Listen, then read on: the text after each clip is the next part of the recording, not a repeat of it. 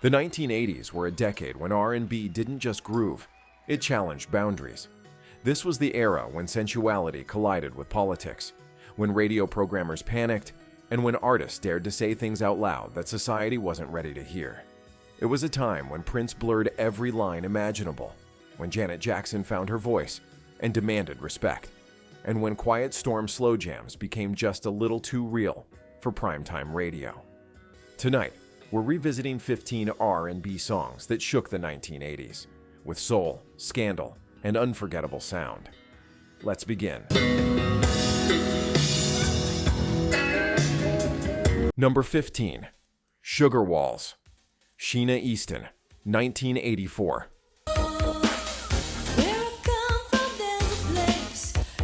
Released in 1984, Sugar Walls arrived wrapped in silk and controversy. Written and produced by Prince under the alias Alexander Nevermind, the song marked a dramatic shift for Sheena Easton, who had been known primarily as a clean-cut pop singer. Suddenly, she was delivering one of the most openly suggestive songs of the decade. The lyrics weren't subtle. They weren't coy. They were explicit metaphor. And radio knew it. Program directors hesitated, parents complained, and the newly formed Parents Music Resource Center took notice.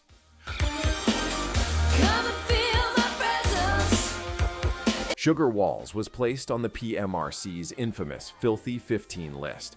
Songs they claimed threatened the moral fabric of American youth.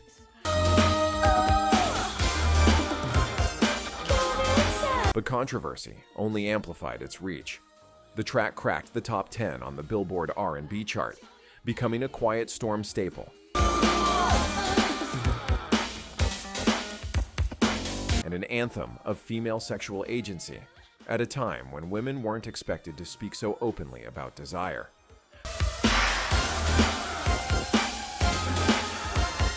For anyone who remembers hearing it late at night on the radio, the feeling is still there.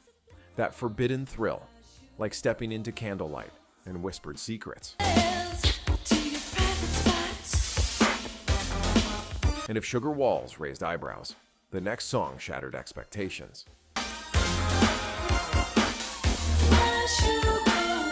Number 14, Nasty, Janet Jackson, 1986.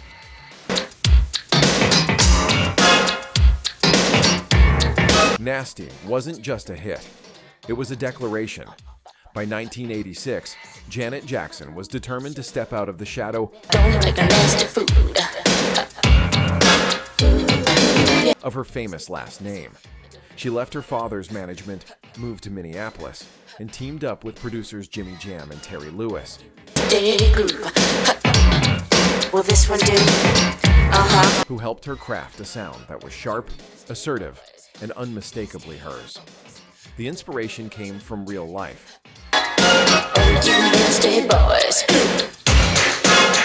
Janet had experienced harassment on the streets, and instead of shrinking, she responded with defiance. No, my first name ain't Baby. Listen up. That wasn't flirtation. It was a boundary. Some critics were unsettled by a young black woman commanding respect with that level of clarity. I love this part. Media outlets tried to frame her confidence as aggression, but listeners understood exactly what she was saying. Who's jamming to my nasty groove? Ladies? Nasty climbed to number 3 on the Billboard Hot 100 and became a rallying cry for women tired of being talked over, touched without consent, or dismissed instead of taken seriously. The choreography, the sharp jackets, the attitude, it felt like R&B opening a new chapter, one where dignity and self-defense mattered just as much as romance.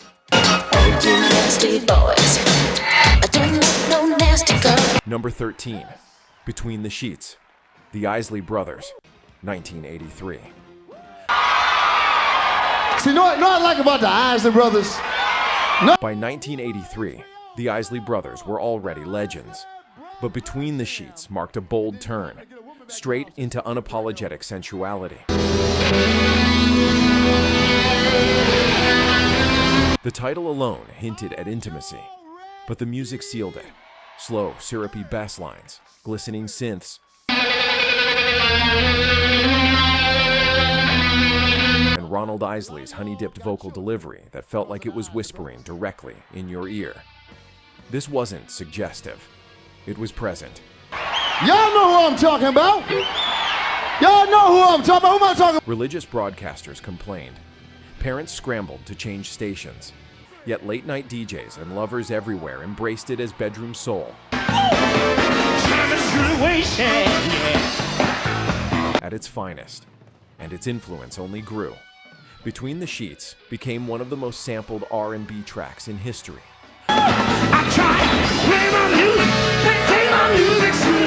Forming the backbone of countless hip-hop records throughout the late 80s and 90s. The Isley brothers didn't just make a slow jam, they created the blueprint.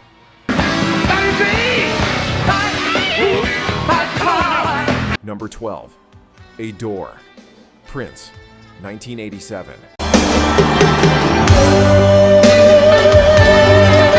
A Door challenged expectations, not through shock, but through vulnerability. Released on Sign of the Times, the song was never a single. Yet it became one of Prince's most beloved ballads. In an era obsessed with bravado, Prince leaned into tenderness, soft falsetto, gospel-level devotion, and emotional openness. For some critics, that was uncomfortable. A male superstar singing with this much vulnerability challenged rigid ideas of masculinity in R&B. Others called it too intimate for mainstream radio, as if love itself needed boundaries. But listeners understood. This was slow dancing in the living room soul. Wedding playlist essential. That's right. A quiet promise sung without apology. Its influence echoes through artists who blend elegance with yearning to this day.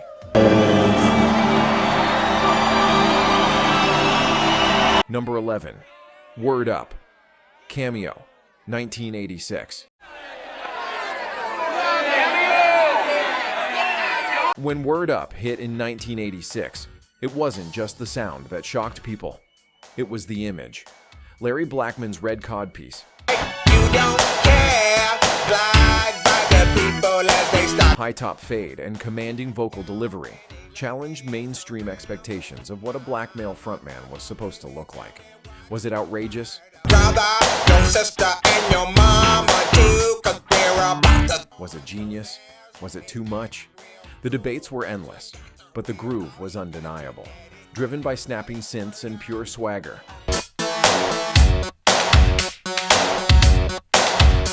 Word Up soared to number 1 on the R&B chart and cracked the Hot 100's top 10. It didn't just move bodies, it pushed culture forward, proving confidence didn't have to come in one shape or style.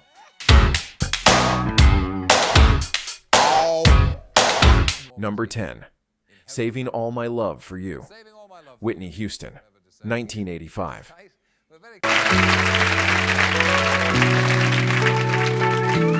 Beautiful, elegant, and quietly scandalous.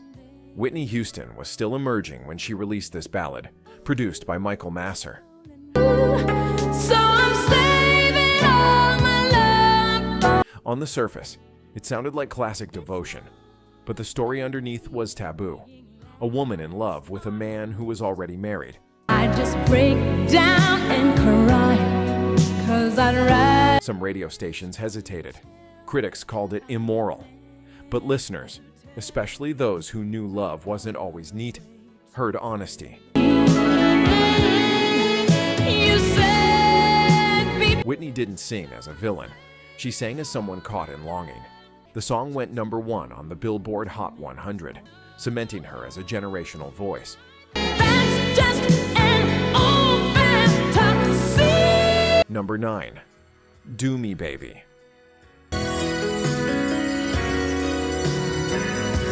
Prince, 1981. Released on controversy. Do Me Baby didn't rely on innuendo.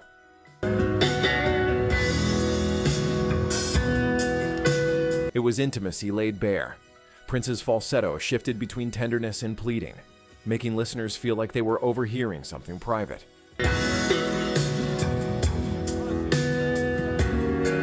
Maybe too private. Radio programmers recoiled.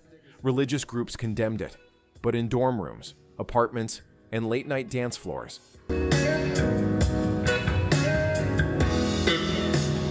the song became a rite of passage.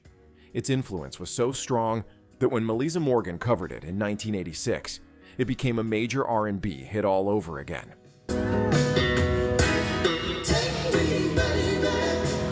Number 8, Rhythm Nation. Janet Jackson, 1989.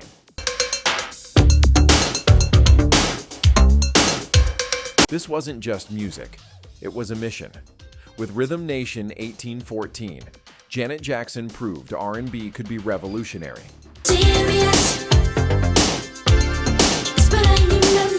The song tackled poverty, racism, addiction, and unity at a time when pop music was expected to entertain, not challenge.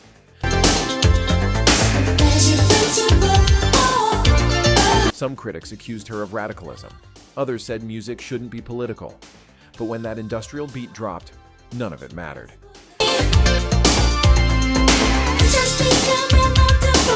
The song reached number 1 on the R&B chart, and its video became a cultural reset.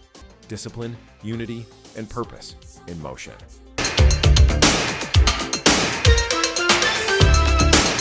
Number 7. Sexual Healing. Marvin Gaye, 1982.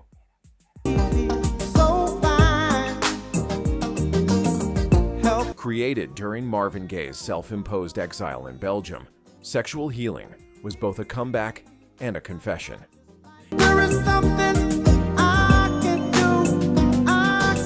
Yes, it was sensual, but it was also deeply human. A man asking for connection as a form of survival.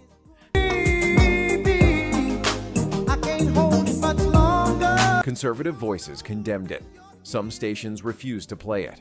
Yet it went number 1 on the R&B chart, won 2 Grammy Awards,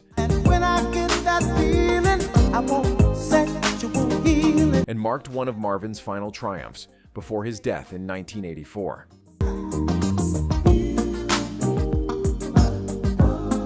Number 6. Nasty Girl. Vanity 6, 1982.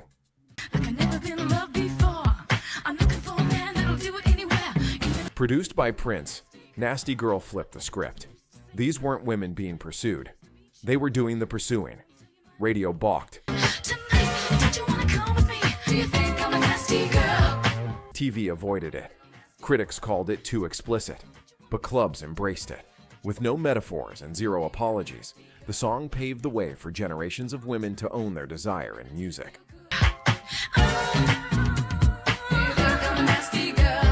Number 5. If Only You Knew. Patti LaBelle, 1983.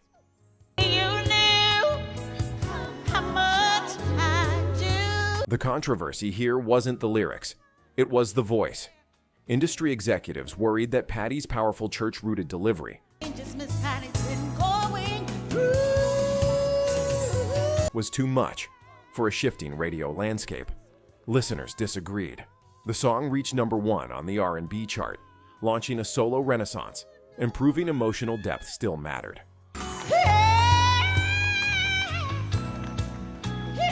Number 4. I'm in Love. Evelyn Champagne. King, 1981. This song sparked debate over sound, not sentiment. With synths and drum machines replacing live instrumentation, critics questioned whether this was real soul. Number 3. Darling Nikki.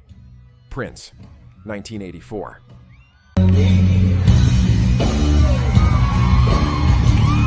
This song didn't just cause controversy, it changed music history. Its explicit narrative led directly to PMRC hearings and the creation of the Parental Advisory label. Prince wasn't hiding. He was daring the culture to catch up.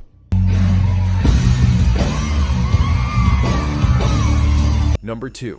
Dirty Diana, Michael Jackson. You never make me stay. 1987. Rumors swirled. Speculation exploded.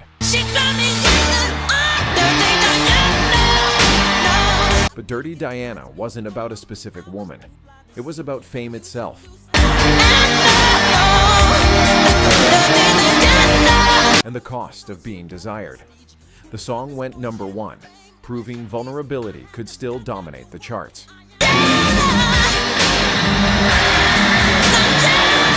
Number 1. Let's Get It On. Marvin Gaye.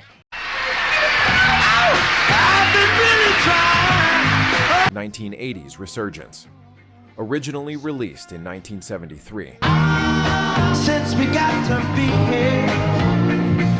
Let's Get It On found new life in the 1980s through Quiet Storm Radio.